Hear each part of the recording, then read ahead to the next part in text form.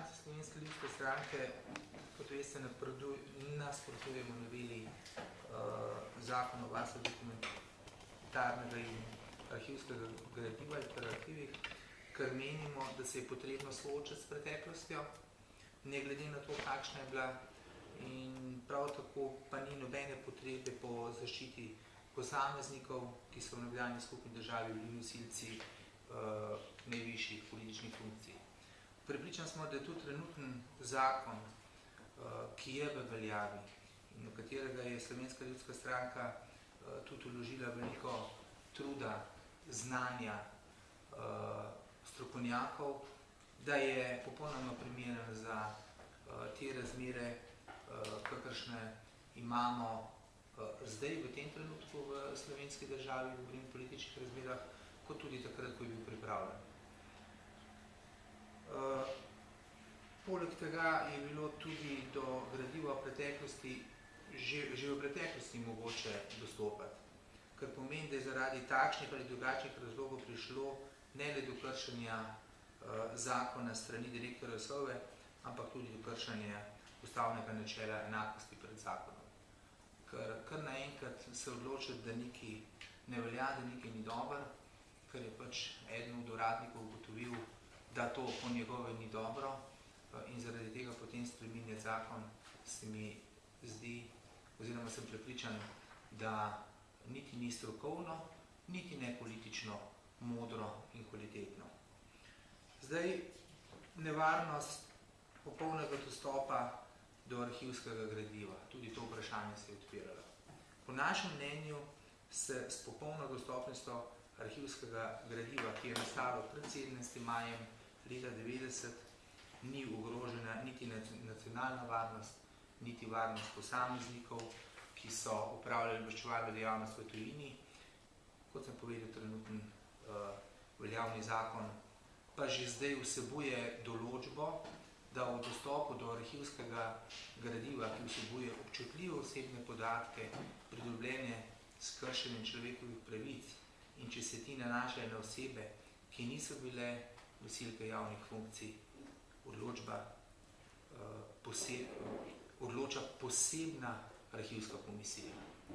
In ta komisija pa mora biti pač sestavljena tako, da je nevtralna, da je razpršena, da se ne more priti do občutka, da ima politika spet odločujočo vlogo. Predvsem mora imeti odločujočo vlogo stroka. Zdaj, kako in zakaj pa naj po našem mnenju ljudje glasujejo na referendumu? Mi smo zato, da se odločijo, da glasujejo proti temu zakonu. Iz vseh teh razlogov, ki sem jih vam že navedel, in pa predvsem tudi iz tega razloga, ker je zadeva postala, milo rečeno, že spolitizirana.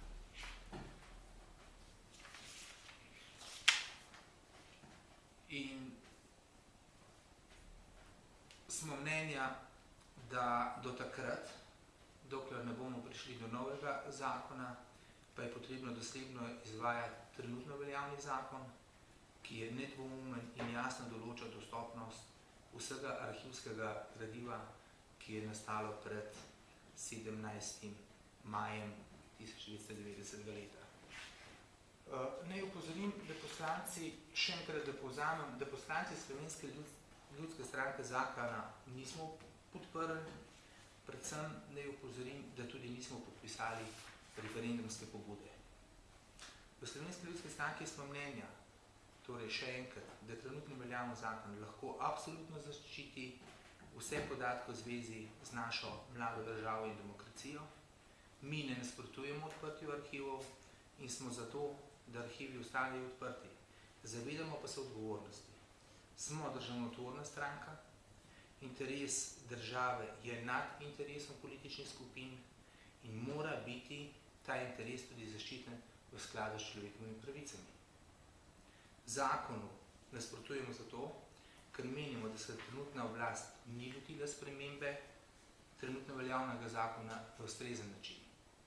Vsak odgovoren politik ve, da obstajajo podatki, ki ne smejo priti v javnost določen čas, razumen čas v skladu z arhivsko stroko.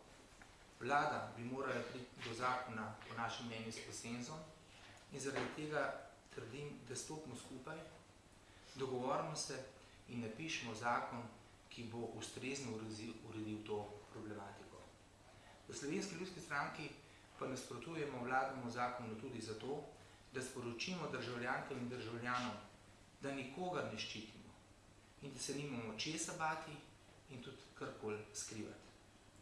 Veljavni zakon je namreč popolnoma ustrezen, seveda so lahko mogoče tudi ustrezne spremembe, vendar morajo biti spremembe razumne, do njih pa moramo priti s konsenzom, glavno besedo pa mora imeti stroka.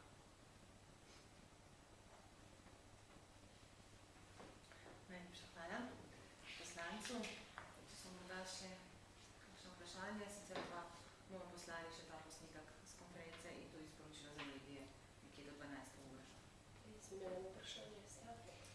In sicer v nekaterih medijih smo zasledili, da pač v sklopu te državotvornosti, strankine državotvornosti oziroma mostov graditeljstva, se je gospod, vaš predsednik Žerjav, srečal z Milanom Kučanom, ali to drži?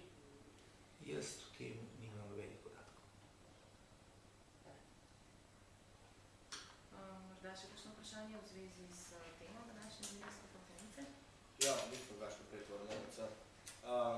Rekli ste, da naj zakon napiše stroka. Ne?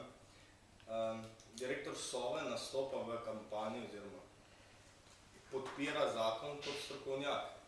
Kje boste pa dobili stroko, da bo neoporečna, da bo sprejemljiva za vse? Ja, po mojem mišljenju bi mogla biti ta stroka, ti strokovnjaki nabrani čim širše. In jaz sem prepričan, da ti strokovnjaki niso samo v eni, ne razmišljajo samo za eno politično opcijo, ampak poglejte, v življenju je pač tako, človek razmišlja tudi politično. In biti zdaj popolnoma iz tega izključen, iz političnega razmišljanja vsakodnevnega življenja se ne da biti. Dejstvo pa je, da strokovnjaki znajo ločiti med politiko in med stroko. In ti strokovnjaki, pravi strokovnjaki, ne strokovnjaki pod narekovaji, trdim, da jih v Sloveniji imamo dovolj, da se ta strokovna javnost angažira, pride do zakona in pa da tudi politiki potem tej stroki sledimo. Seveda se moramo vsi skupaj govoriti, tako stroka kot politika, in pride do konsenza.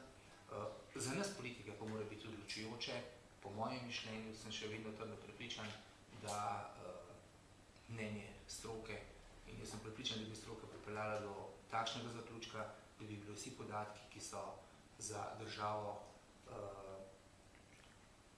toliko pomembni, da se jih zaščiti, tudi ustrezno zaščiti. Jaz moram še enkrat poudariti, mi imamo mlado državo, mlado demokracijo, nimamo tradicije, ampak države z visoko tradicijo znajo te svoje podatke zaščititi. In jaz bi še enkrat upozoril, veste, tista 70. leta se je dogajalo v Evropi marsikaj veliko stvari, ki so bile povezane tudi z problemi manjšin v sosednjih državah.